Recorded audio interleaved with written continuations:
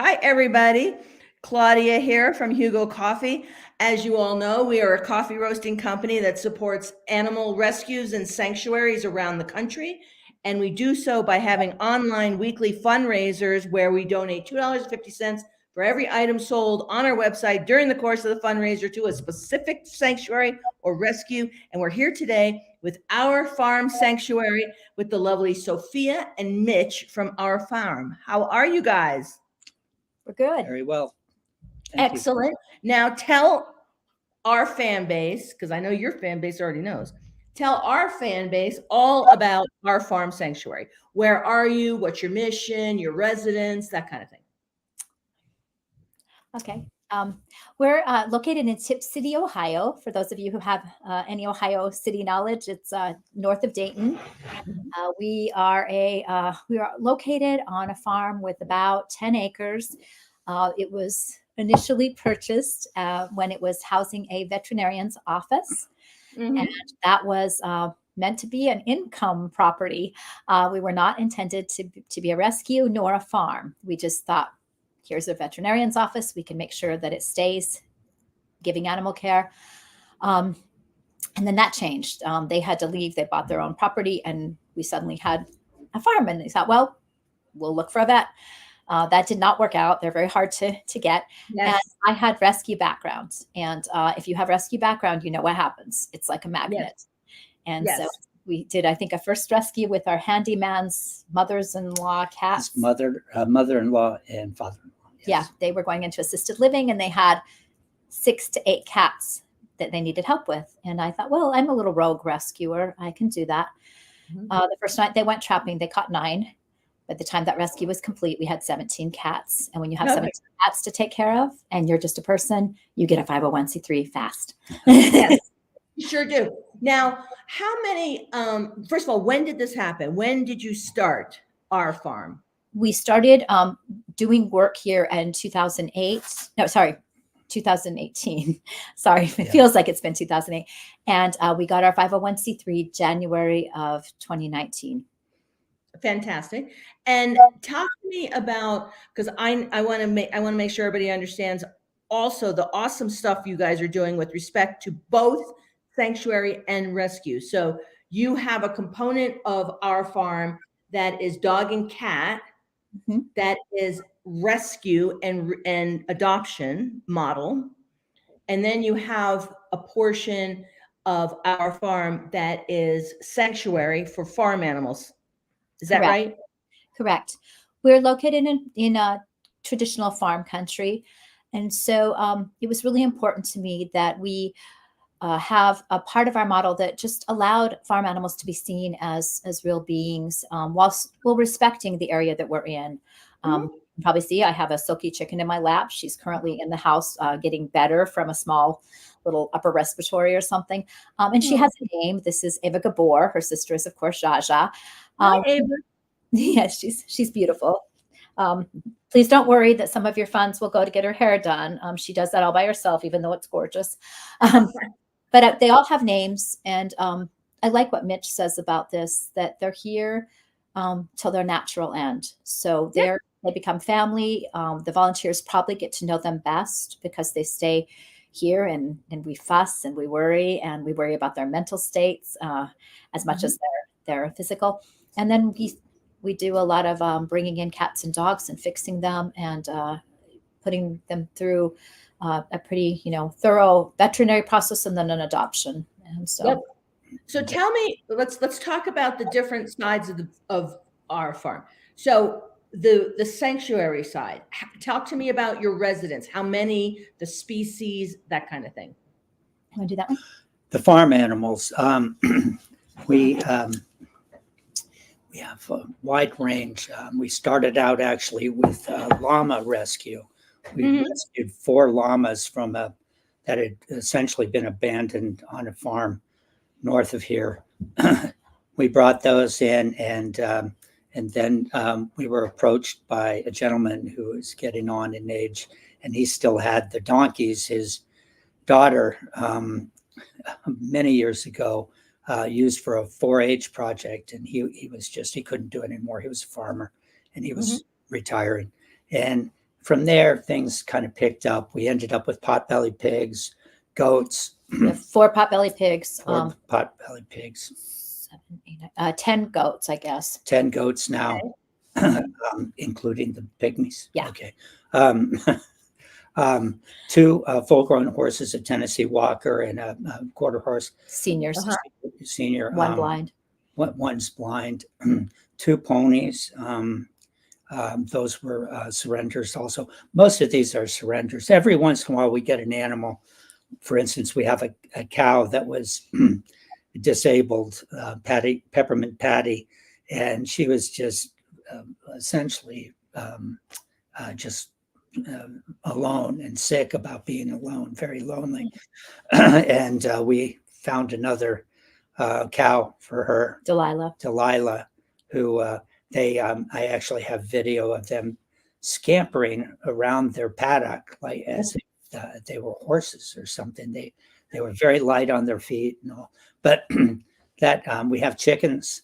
Probably about 21 chickens. 21 chickens. It sounds like you have over 50 animals in the sanctuary component. Mhm. Yes. And 2 turkeys that are actually turkeys that were rescued from, we had 2 people that wanted to pardon turkeys. So we have 2 turkeys that they are the broad-breasted whites that are considered meat turkeys, but lots of sanctuaries raise them so that they keep their weight down and they get as far as they can with their troubled genetics.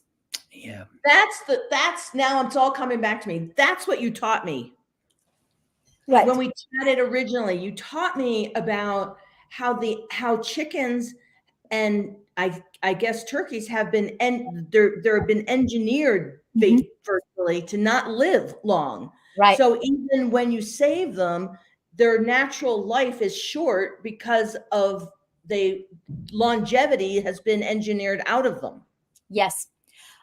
They can live longer than the people who are sort of proponents of not saving them will tell you, but their lives are compromised. They have been made essentially to be meat on legs. You can do things with good diet to give them more time. I mean, I always tell Dolly Parton and Phyllis Mercy how many days passed there because they were the one was we picked her up the morning of Thanksgiving. We were in line with people. Yeah, I think it was the day. Yeah, and day before. Yes, a friend of ours volunteered to pay for a live turkey by the pound by what the turkey would bring if it were dressed. You know. Yeah. So we drove away with a live turkey on our laps. We had to pass the people in line that were picking up their refrigerated birds, and we got some really funny looks because we were just. Oh my Lord! I bet. Oh my gosh! I bet. All right, now let's talk. So those residents are there for their natural lives. That's the sanctuary part of our farm, which is fantastic, particularly because you've not been around that long, and you've already got a good number of species, 1 and 2 residents that you're saving for their natural lives. So yay for that. Now let's talk about your dog and cat component. Now, where do those animals come from? Where do you get the cats and dogs from? Wow. Okay, so those are a variety of answers, but largely they come from, a combination of a few owner surrenders, a lot of animals that have either ended up in shelters that are, we wait until we hear the euthanasia list has been posted and we try to give people a chance to get the ones they're going to get. And then we put our name on as many as we can save at that moment. We work with a variety of those shelters. No, Nebula, I knew it was going to happen. We also have been taking in a lot lately that are wandering the streets. COVID made it so people adopted a lot and then have abandoned a lot. And so we've been getting dogs and cats that are injured and whatnot, ill. Those always have first priority. And we do work with a few of the breeders and mills. We don't work with them directly. We have people that travel into that country. And when an animal is there's only so many breed cycles they're allowed if they're being overseen by any way by the USDA. And so when they're close to the end of that, a lot of times they have an afternoon before something terrible happens. And then we drive someone in and we're very secret. We don't go exactly there. We meet someone because it's a very secretive operation, but we've adopted out a number, over 100 of those. Yeah, 100 mill dogs. What I wanted to point out is those dogs in all of Ohio, pets like dogs are considered livestock. What I don't. That was weird. I don't know what that was. I don't either. They're considered livestock, and the owners can do whatever they want with the dogs. There's nothing protecting them if the owners want to destroy the dogs because that particular group, they want to move on to another breed. Yeah. So we've taken over 100 of those. That's amazing. How many, just on average, dogs and cats do you take in and adopt out annually? That number is, it would be easier to tell you what we've done since we started. We're only 5 years old, basically. Okay. And so the number was smaller. We have 7 kennels, even with the veterinarian's office here, all we have are 7 kennels. So we rely heavily on foster homes. We used to have that many dogs. Currently in our program, we have, I believe it's 118 dogs in our program. So we have a lot of foster families. Last year is that what we adopted out? Yeah, last year we adopted out 100 and over 200 dogs. Over 200 dogs, and we adopted out 526 cats. Wow, that's amazing. So you're looking at like between 8 and 1,000 animals a year. Mm-hmm. That's fantastic. On top of the sanctuary component. Right. Since our start, we've since our beginning, you had asked us how many animals we've helped overall. We did the math this morning, and it's well over 4,000. That's amazing. That's fantastic. That is just so fantastic. So now we are at Thursday of a week-long fundraiser. It started Monday morning and Sunday at midnight. Now, the way it works, and we got to make sure everybody knows this, that we donate for every item sold on the website, not just orders, items. Like if you buy a 6-pack, 6 times $250. So items sold on the website. So we need to get the word out. And by the way, who amongst you has tried the coffee? Oh, it's delicious. Here. We love it. Right? We have a new coffee. We love the mugs, which are over at Fluffy Cow, but we're your Hugo mugs. We've zealots. We have fantastic coffee, and we do have really fantastic mugs. Unfortunately, we've run out because they're so popular, and now they're being handmade down in Salt Lake, and we're getting another round next week. But in the meantime, we also have these adorable mugs, and these say this is a Fluffy Cow mug. So your fans, if you want to go over to the fluffycow.com, fluffycowcoffee.com, and get a mug, I will donate to our farm for Fluffy Cow mugs sold as well. Thank you. Because it's the same potter. Really cute. They have hooves. See, little hooves. Cute. It says drink coffee, save animals. I love it. And I grew up in Salt Lake City, so fantastic. That's right. So now we got 3.5 more days. We got to get the word out, and we got to sell, buy, because the coffee's fantastic and we have lots of fun swag. But here's the big question for you guys. What kind of impact would, like, say we just do a great job and $300 to $500, what kind of impact would that have? It has enormous impact. We are penny pinchers like you can't believe. So we want everything to go to either veterinary care or food. None of us are paid. I live on site. I don't take a director's salary. None of our staff does. Actually, our cat lead lives next door. So we take everything. And if we were given like an old swimming pool, we have 3 roofs here that were used for structures that we use that pool for. With money, what we do is we order medical supplies that we've got an account with. We have an IDEX account, so we can do our own testing.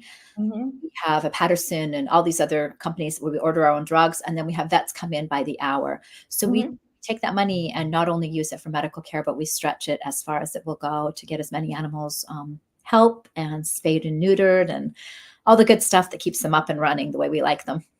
Great. So now we have our charge. We're going to get the word out. We have 3.5 more days. We're going to sell so that we can write you a big old check on Monday to help offset your veterinary bills and your medical expenses, because we want to help you do the amazing job you're doing out there in Ohio for the animals. So yay for you guys.